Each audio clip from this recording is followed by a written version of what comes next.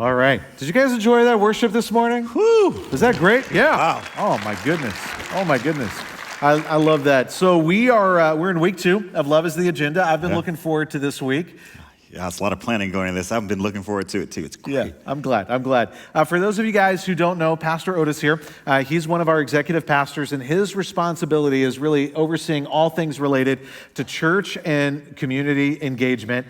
And I'm going to risk embarrassing you a little bit, but I want to say this in front of everyone here and those who are watching online, just how much I love you, how much respect that I have for you. When we met for the first time, one of the things I immediately said to my wife is there are too few men leading in the church world who are like you, and I'm so glad that you are a part of our church family and on our pastoral team, and I appreciate you, man. Thank you very much. Yeah.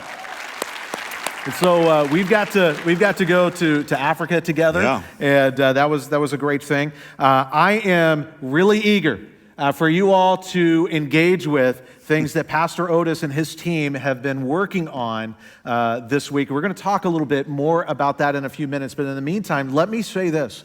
If you really do lean in with us today, I think you're going to walk out of here inspired. And it's not the kind of hollow inspiration. It's not hype. Today, we have an opportunity. For some of us, it might be the first step. For others of us, it might just be the next step with the greatest movement in human history. And what I'm talking about is the gospel movement. And what you're experiencing this weekend at Autumn Ridge is different than what you would normally experience at a weekend service. Every November, we like to set aside a couple of weeks to really focus in on outreach opportunities and partnerships that we have both locally and internationally. And this has a long and cherished history at our church doing this. I love that. I absolutely love it. And I want to be up front with you today. I want to put my cards on the table and let you know about an agenda that I have. Because I have an agenda today. And the first half of it is this, is I just want you to be aware. I want you to be aware of the many outreach opportunities that we have, and I want you to be aware of the partnerships that we have for that, both locally and internationally. But the second thing is I want you to be inspired. Today, I'm trying to persuade you. We're trying to persuade you to participate and to contribute to those opportunities. I'm curious, was anyone here last week when we had Pastor Moose here? Do you guys remember Pastor Moose? Man, you cannot forget a guy like that, right? Wasn't he great? He did a phenomenal job of preaching and talking to us about the mandate that Jesus gave us. Jesus' last command was for us to go into all the world and to make disciples, to share with other people the life of Jesus, the forgiveness that is made possible through what he did on the cross and resurrection, the new life that is available to all people through trusting in him. So we're going to do a little pop quiz, and let's see if you guys do well on this. You remember this from last week. His last command is our first concern. That's right. And today is 100% about making Jesus' last command our very first concern. Yeah. So that reminds me, sort of thinking through, reviewing things.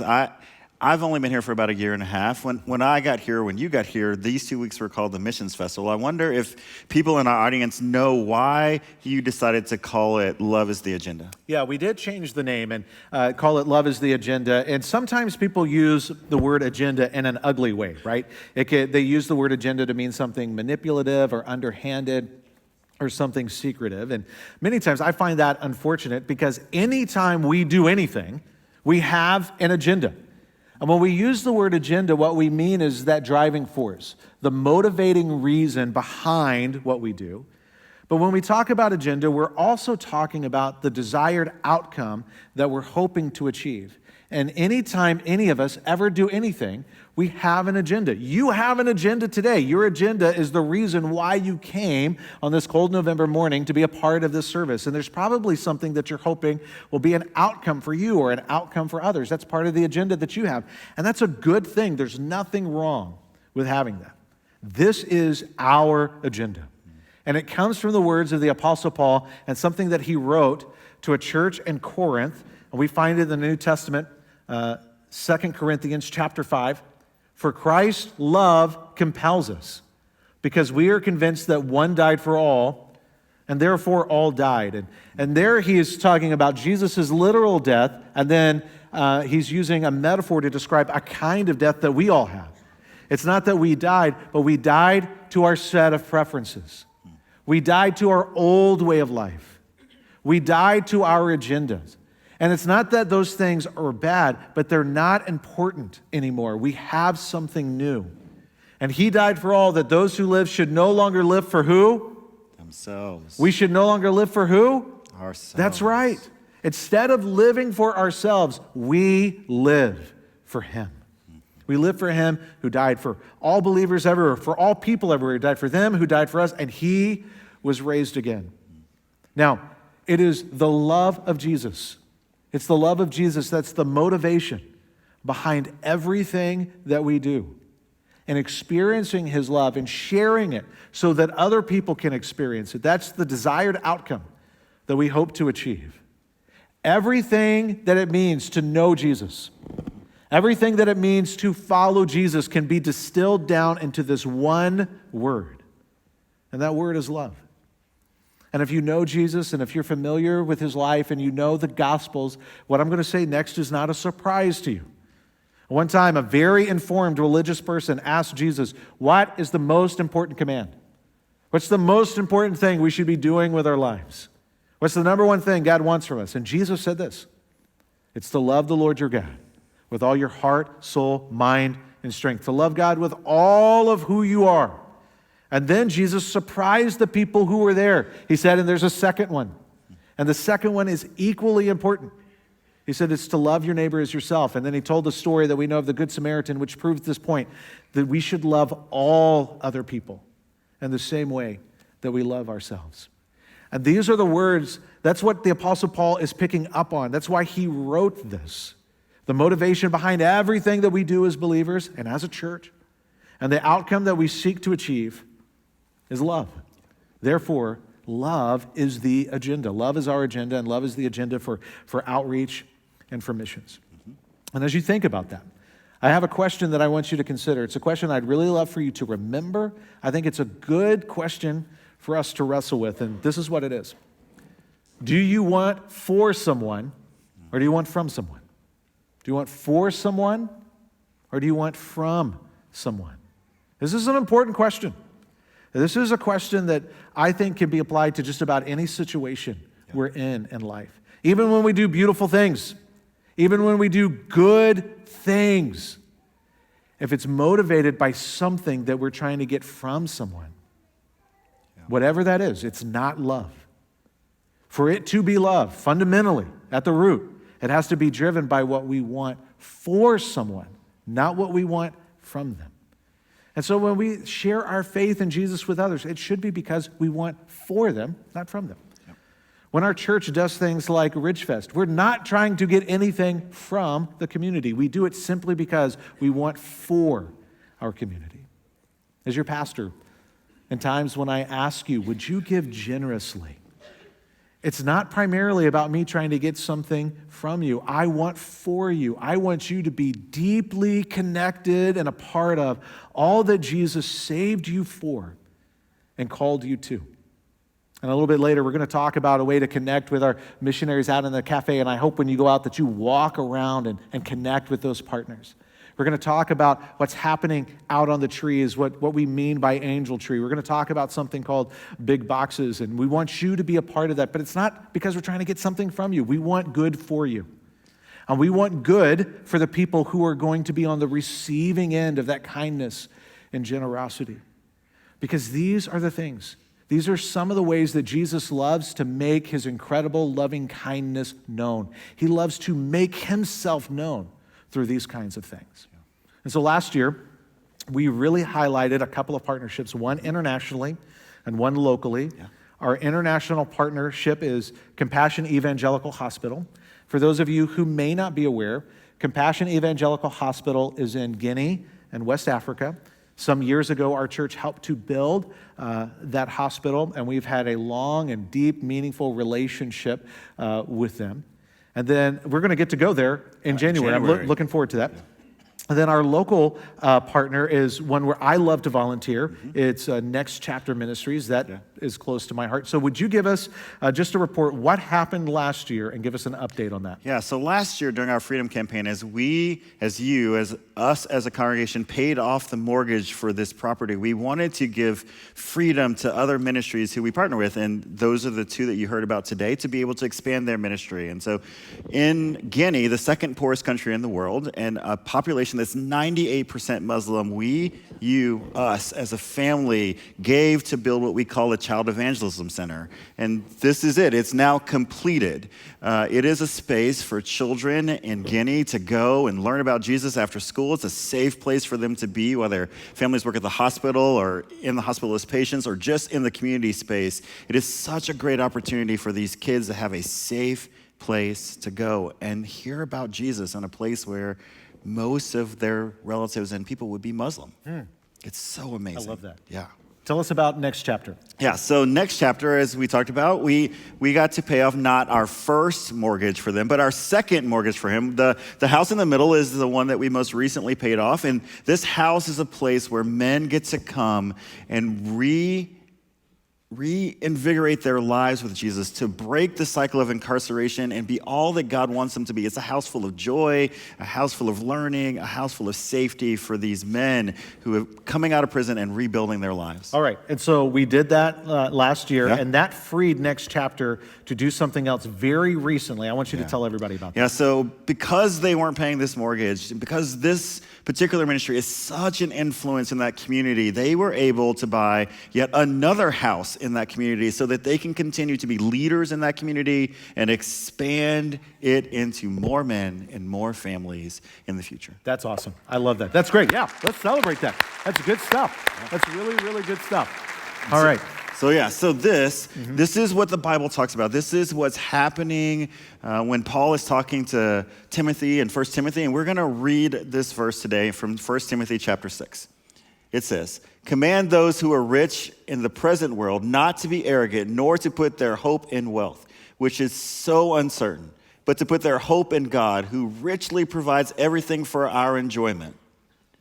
Command them to do good, to be rich in good deeds, and to be generous and willing to share. In this way, they will lay up treasures for themselves as a firm foundation for the coming age, so that they may take hold of the life that is truly life." Life that's truly life. I want that. I do too. And I know everybody here wants that. So we want to be a part of sharing that. Yeah. And what we're going to slow down and focus on over the next few minutes is it's not sharing the gospel and then doing good and intentionally being generous and engaging in acts of good in the community is driven by the gospel. It's part of being gospel-centered and following Jesus. There's something that we've said quite a bit recently around our church, and I say it over and over again because I want you to remember it. I want you to be able to say this to yourselves and to others. This has become a major emphasis for our church over the coming year. And what I'm talking about is this: leadership is a destination of discipleship. Yeah. And when we talk about leadership, we're not talking about primarily a position. No. That leadership can't be reduced to that. Leadership is fundamentally about embracing a disposition of responsibility. And so this is what I want to do. I want us to read those verses again that the Apostle Paul wrote to this young pastor named Timothy, and I want us to hear it through the filter of leadership as a destination of discipleship. I want us to read these words through a lens of leadership as a destination for discipleship. What do these words have to say to us about being leaders? What do these words have to say to us about embracing responsibility? Let's read it again. "Command those who are rich in this present world not to be arrogant, nor to put their hope in wealth, which is so uncertain, but to put their hope in God, who richly provides us with everything for our enjoyment." Now, this is clearly written to the rich folks. Yeah, it is. Oh, we don't think of ourselves as the rich folks. No, I don't. But you know what? We always think of the other people. Yes. Other people are rich. It's the other people who need to be responsible, who need to do this. Now, compared to most of the world, you know this, right? Compared to most of the world, most of us are rich. Now, I'm not saying that everybody in this room is rich, because maybe not everybody in this room is. Maybe not everybody in this room is wealthy. I don't want to overstate this, but this is worth considering. Compared to most of the world, most of us are wealthy. Now, this was written to Timothy for him to share with his congregation. It's important to receive these words individually, but it's also important to receive them collectively. And I want us to do that. Our church, Autumn Ridge Church, we are a wealthy church.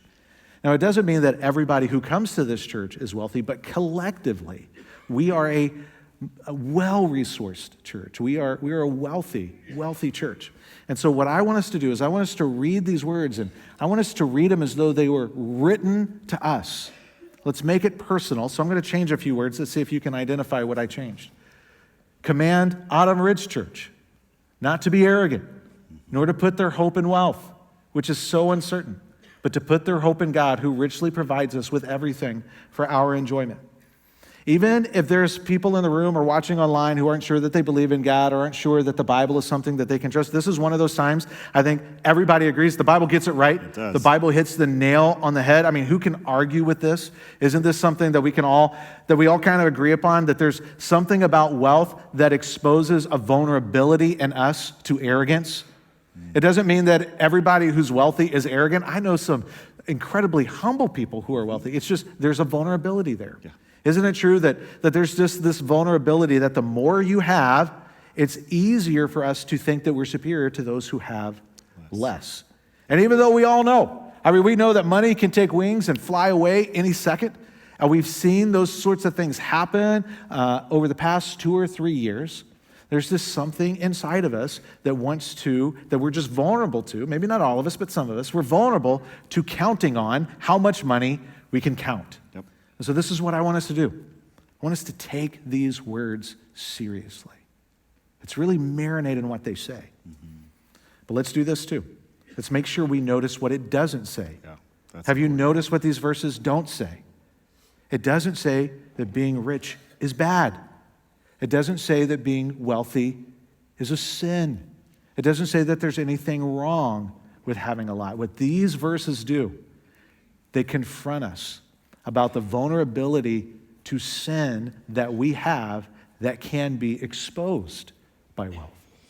So what are we to do? Again, we want to make this personally. We're going to make this personal. We're going to keep reading. Command Autumn Ridge Church to do good, to be rich in good deeds, and to be generous and willing to share. And this way, they will lay up treasures for themselves as a firm foundation for the coming age, so that they may take hold of the life that is truly life. Now, our story is not exactly the same, but we've got some similarities in the way that we were brought up. Yeah. I was raised in church. I was quite literally born on a Sunday, and the next Sunday my mama had me in church. Is there anybody else who was like that? Yeah. All right. It wasn't Sunday for me. It was Thursday. You were born on Thursday, and so you probably missed that first Sunday. So I've been in church more than you. Yeah. So listen, I grew up hearing these words, knowing these words, being familiar with these words. But I got to tell you, if it's safe for me to be vulnerable, I think for too much of my life, I misunderstood these words. I think for too much of my life, I read these words as, if you're rich, be a nice person. If you're rich, just be a good person. But that just falls woefully short of what the Apostle Paul made clear, what he was writing. And what the Apostle Paul was saying to Timothy, what he was saying to that church in Ephesus where Timothy was a pastor, and what I believe that God wants to use to say to us today is this. Use your wealth. Use your financial resources. Use the money you have to fund goodness, to cultivate goodness in this world. Make generosity normal. Be on the lookout for opportunities to use the resources that we have to bring goodness into this world. And again, that's something that Jesus loves. He loves to use that in his people to show off his loving kindness. He loves to use that in his people to make himself known. It's not all of it, but it is part of what it means to be compelled by the love of Jesus. Yeah. So we are a wealthy church. Let's acknowledge it. It's not something to be embarrassed about. It's not something to shrink back from. It's not something that we should engage in false humility and pretend that it isn't true. I think we should thank God for it. And there are some things that I think Jesus wants us to think, some things he wants us to do.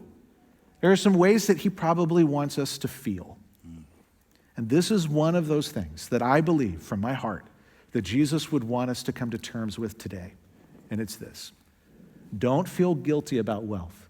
Feel responsible. Don't feel guilty. Feel responsible. So good.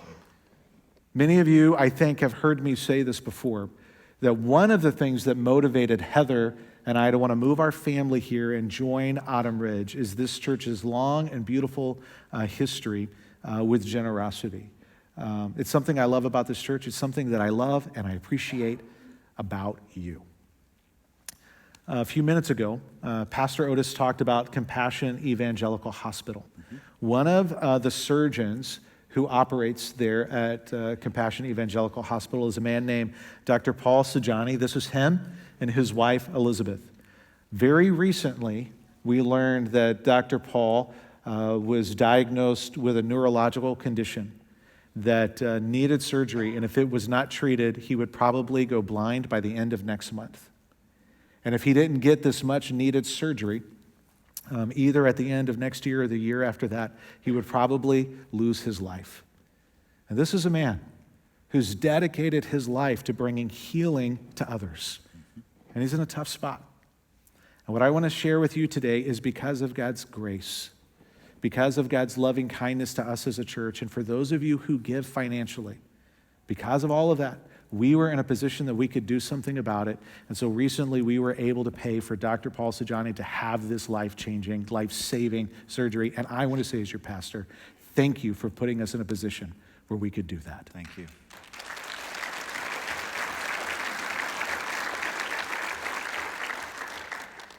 What we're talking about today, it matters. This is not abstract. When we follow Jesus, when we follow him as the Lord and the leader of our lives into his way of love, it changes lives. It literally saves lives. And if that excites you, and if that inspires you, and I hope that it does, this is what I'm suggesting we do today, that we link arms as a church and we keep taking our next steps forward. So Otis, this is my question. Yeah. How can we do that? Yeah, I'm really excited to talk to you about all the ways that you can engage today. But before I do that, I want to talk to you about some of the things that have already been going on within our church, with our littles, with our kids ministry. This is a picture of Pastor Rick and Dr. Steve Mary on our trip to Ghana. They're hanging mosquito nets. We talked to you a little bit about that when we were here before. These saved people's lives for 4 years from malaria. And when we came back, we wanted to engage our kids in how they can connect in the world and make a difference. And so we challenged them. Pastor Rick and I shot some videos in the rain. Yeah, and we did. We gave them some quizzes about what the most dangerous animal in Africa is. And I won't ask you because I know you all say the lion, and it's not. It is a mosquito. It's a mosquito. And so our little kids, our kids, gave money, their own money that they earned and worked for and had in their piggy banks to provide nets for kids in Ghana. And this is what they did. They raised $553. $553. That's amazing. Man. So proud of those kids. And then something else special happened. As we were talking about using our generosity, someone from the congregation, one of you, came to me and said, I'll match whatever it is the kids raise. And so we've matched that, and now we're sending that much money to buy nets for kids in Ghana to keep them from having malaria. It is such an amazing thing, the heart our church has for people who are in need. And we wanted to continue that today. So Angel Tree is what you've seen in the lobby with the 3 trees that are there. On the trees, you'll find tags that represent given needs, not our thoughts about what people need, not our assumptions about what they want, but our schools, the social workers in our schools and in our community and with our partners have given us the needs of family and kids that represent 3 wants and 3 needs from the families that we are going to step into. Can I interrupt you for a second? Yeah, you're the pastor. You can do that. All right. So I don't want to be controversial. I don't want to be political, but let me just acknowledge something. This is a time where there are a lot of people who are grieving, and this is a conversation for another time, are grieving the loss of influence that churches have in our country. It seems like believers are losing influence in our country, and that grieves people. Can we just slow down long enough and recognize that the schools in our community came to us and said, Autumn Ridge, we think you could help. Would you help us? They're asking for us, and I think that's a big deal. It is an I think that's amazing thing. awesome. Yeah, it is. Yeah. Yeah, and so I don't know how many of you know about the food insecurities in this city, but food insecurities in the school is a huge issue. And so we also wanted to step into that, and we do that through a program called Big Boxes, where we provide food for families depending on their size. And I really would like them to participate in this today, but we had 60 boxes out there today, and they're all gone. Oh my goodness. And so what's happened is we also had some more in the way. Schools were asking us, more schools. So next week, there'll be some more boxes. So if food is the way that you would like to engage, there'll be more boxes next week. But there are still angel tree opportunities. But there are lots of angels left on the tree for us to step into and help us ministry partners in the cafe. And ministry partners in the cafe. And if you're wondering, if you're curious about how many schools and what partners we're talking about, I want to show you the list of schools that we are talking to on a regular basis about their needs and their families and their teachers. This is quite the list of schools that we are constantly in communication with about how we can help and pray and be in relationship with. This is a meaningful opportunity to bring love to real needs. It's amazing. All right. Guys, I love you. I love this church. And I'm proud of you. And it is a real privilege of a lifetime for me to get to be your pastor and to be a part of this church. And so today, it means a lot to me to be able to say thank you to you, but I am not the only one who wants to say thank you to you. We have a video message from Dr. Paul Sajani and his wife, Elizabeth. It is in French, but there are subtitles at the bottom. I hope that you are encouraged by this message from them. Nous vous saluons, chers frères et sœurs de Tom Ridge Church. Je suis Paul Jean-Marie Sigani. Et moi, Elisabeth Sigani. Je suis très enthousiasmé de travailler à CEH. Je suis chirurgien. Je reçois beaucoup de cas de fractures. Et la plupart de mes patients sont du monde paysan et des musulmans. Le monde paysan allait jusqu'à Conakry parce que c'est là qu'il faut recevoir les soins. Se perd, ne se retrouve pas, mais trouver de la chirurgie de qualité dans leur milieu, ils sont épanouis et ils sont contents. Deuxième élément, ils sont musulmans. En deux occasions, ils refuseraient d'écouter l'évangile, mais j'ai l'occasion de leur annoncer l'évangile, de leur offrir de la littérature chrétienne, des films chrétiens sur des clés USB, des cartes mémoire, et cela, c'est magnifique de voir que ce travail permet à Jésus d'être annoncé à des populations. Que Dieu soit béni. Amen. Moi aussi, je suis très contente d'être à CEH. Je suis au niveau des ressources humaines, donc j'aide le directeur dans le travail d'organisation et j'ai trouvé un homme très fatigué. Et par la grâce de Dieu, aujourd'hui, je peux vous assurer que ça va beaucoup mieux parce que la charge est partagée. Nous nous soutenons dans la prière, nous nous soutenons dans le travail. J'exerce aussi au niveau des enfants. Et quand je suis arrivée, les enfants avaient des difficultés au niveau de l'écotine. Mais par la grâce de Dieu, aujourd'hui, ils peuvent être plus tranquilles, plus posés pour écouter la parole de Dieu. Il y a un travail d'écoute aussi qui est fait, n'est-ce pas? Un travail d'écoute auprès des enfants, des travailleurs. Et ce travail permet de pouvoir déceler les difficultés, d'en parler avec les parents et de pouvoir soutenir psychologiquement les enfants. Spirituellement aussi, leur annoncer la parole de Dieu. Il y a aussi un travail de renforcement des capacités. Je suis enseignante de formation et donc j'aide les enfants dans leur travail, dans leur scolarité, pour pouvoir déceler les difficultés. Vraiment, le Seigneur agit puissamment et aide l'évangile à avancer à travers ce travail à CEH. Je voudrais aussi vous remercier. Ma femme se joint à moi pour vous dire merci pour le don pour aller à Tenwick Hospital pour me faire opérer. Que Dieu vous bénisse abondamment. Priez pour nous. Amen. Nous vous aimons. Amen. Amen. Amen. Isn't that great? Amen. Yeah. I love that.